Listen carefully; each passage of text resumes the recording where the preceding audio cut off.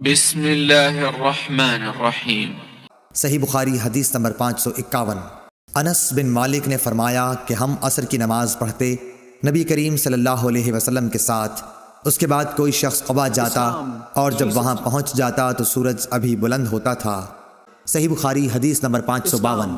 حضرت عبداللہ بن عمر رضی اللہ تعالیٰ عنہ سے روایت ہے کہ رسول اللہ صلی اللہ علیہ وسلم نے فرمایا، جس کی نماز عصر چھوٹ گئی گویا اس کا گھر اور مال سب لٹ گیا۔ امام بخاری نے فرمایا کہ سورہ محمد میں جو یترکم کا لفظ آیا ہے وہ وطر سے نکالا گیا ہے۔ وطر کہتے ہیں کسی شخص کا کوئی آدمی مار ڈالنا یا اس کا مال چھین لینا۔ صحیح بخاری حدیث نمبر 553۔ یحییٰ بن ابی کثیر نے ابو قلابہ عبداللہ بن زید سے خبر دی، انہوں نے ابو الملیح سے کہا ہم بریدہ رضی اللہ تعالیٰ عنہ کے ساتھ ایک سفر جنگ میں تھے، ابر و بارش کا دن تھا۔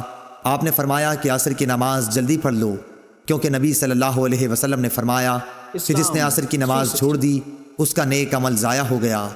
صحیح بخاری حدیث نمبر 554۔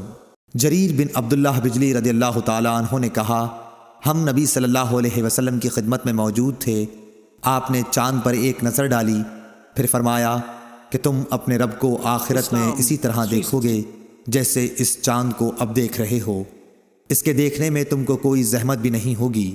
بس اگر تم ایسا کر سکتے ہو کہ سورج طلوع ہونے سے پہلے والی نماز فجر اور سورج غروب ہونے سے پہلے والی نماز عصر سے تمہیں کوئی چیز روک نہ سکے تو ایسا ضرور کرو۔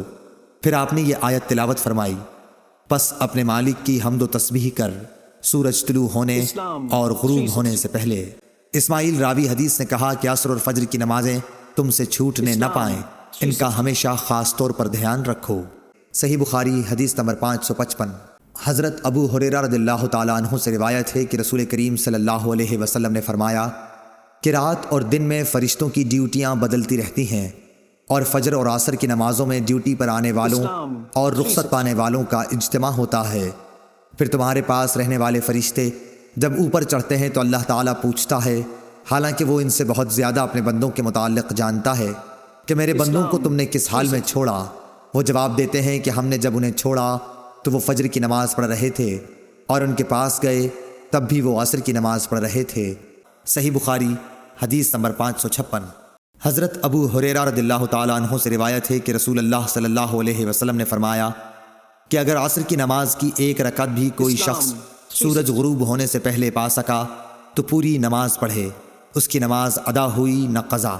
اسی طرح اگر سورج طلوع ہونے سے پہلے فجر کی نماز کی ایک رکعت بھی پا سکے تو پوری نماز پڑھے۔ صحیح بخاری حدیث نمبر 557۔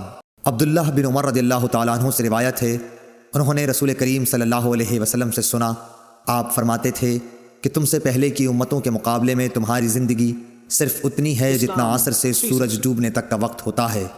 تو رات والوں کو تورات دی گئی تو انہوں نے اس پر صبح سے عمل کیا آدھے دن تک، پھر وہ عاجز آ گئے، کام پورا نہ کر سکے۔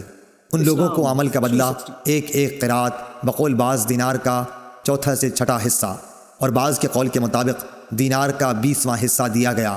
پھر انجیل والوں کو انجیل دی گئی، انہوں نے آدھے دن سے عصر تک اس پر عمل کیا اور وہ بھی عاجز آ گئے، ان کو بھی ایک ایک قرات ان کے عمل کا بدلہ دیا گیا۔ پھر عصر کے وقت ہم کو قرآن ملا، ہم نے اس پر سورج غروب ہونے تک عمل کیا اور کام پورا کر دیا، ہمیں 2 قرات ثواب ملا۔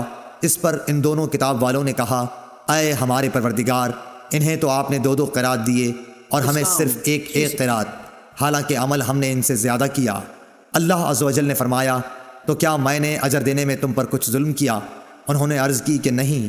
اللہ تعالیٰ نے فرمایا کہ پھر یہ زیادہ اجر دینا میرا فضل ہے، جسے چاہوں دے سکتا ہوں۔ صحیح بخاری حدیث نمبر 558۔ ابو موسیٰ اشعری عبداللہ بن قیس رضی اللہ تعالیٰ عنہ سے روایت ہے، انہوں نے نبی کریم صلی اللہ علیہ وسلم سے کہ آپ نے فرمایا کہ مسلمانوں اور یہود و نصارہ کی مثال ایک ایسے شخص کی سی ہے کہ جس نے کچھ لوگوں سے مزدوری پر رات تک کام کرنے کے لیے کہا، انہوں نے آدھے دن کام کیا، پھر جواب دے دیا کہ ہمیں تمہاری اجرت کی ضرورت نہیں، یہ یہود تھے۔ پھر اس شخص نے دوسرے مزدور بلائے اور ان سے کہا کہ دن کا جو حصہ باقی بچ گیا ہے یعنی آدھا دن، اسی کو پورا کر دو، شرط کے مطابق مزدوری تمہیں ملے گی۔ انہوں نے بھی کام شروع کیا لیکن عصر تک وہ بھی جواب دے بیٹھے، یہ نصارہ تھے۔ پس اس تیسرے گروہ نے جو اہل اسلام ہیں پہلے دو گروہوں کے کام کی پوری مزدوری لے لی۔ صحیح بخاری حدیث نمبر 559۔ رافع بن خدیج سے روایت ہے، آپ نے فرمایا کہ ہم مغرب کی نماز نبی کریم صلی اللہ علیہ وسلم کے ساتھ پڑھ کر جب واپس ہوتے اور تیر اندازی کرتے تو اتنا اجالا باقی رہتا تھا کہ ایک شخص اپنے تیر گرنے کی جگہ کو دیکھتا تھا۔ صحیح بخاری حدیث نمبر 560۔ محمد بن عمرو بن حسن بن علی نے کہا کہ حجاج کا زمانہ آیا اور وہ نماز دیر کر کے پڑھایا کرتا تھا، اس لیے ہم نے حضرت جابر بن عبداللہ رضی اللہ تعالی عنہ سے اس کے بارے میں پوچھا تو انہوں نے فرمایا کہ نبی کریم صلی اللہ علیہ وسلم ظہر کی نماز ٹھیک دوپہر میں پڑھایا کرتے تھے، ابھی سورج صاف اور روشن ہوتا تو نماز عصر پڑھاتے، نماز مغرب وقت آتے ہی پڑھاتے اور نماز عشاء کو کبھی جلدی پڑھاتے اور کبھی دیر سے۔